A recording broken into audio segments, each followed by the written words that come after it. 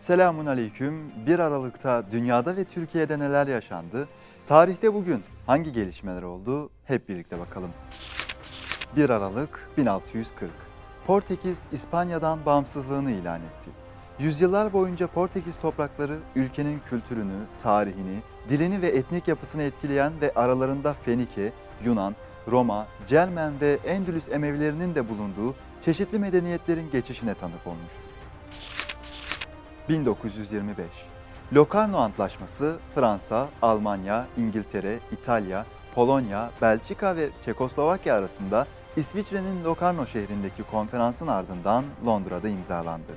Birinci Dünya Savaşı sonrasında Avrupa ülkeleri arasındaki ilişkileri normalleştirmeyi hedefleyen çabaların bir zinciri olan Locarno Antlaşması, Batı Avrupa'daki sınırların değişmezliğini teyit ederken Doğu Avrupa'daki sınırların revizyona tabi tutulmasına imkan tanıdı.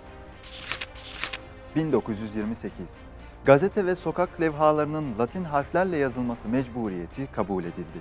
Latin harflerinin kabulünün ardından Kur'an harflerinin tümüyle kaldırılıp yasaklanması süreci hızla devam ediyordu. 2015. AK Parti Genel Başkanı ve Konya Milletvekili Ahmet Davutoğlu'nun başkanlığında kurulan 64. hükümet meclisten güven oyu aldı.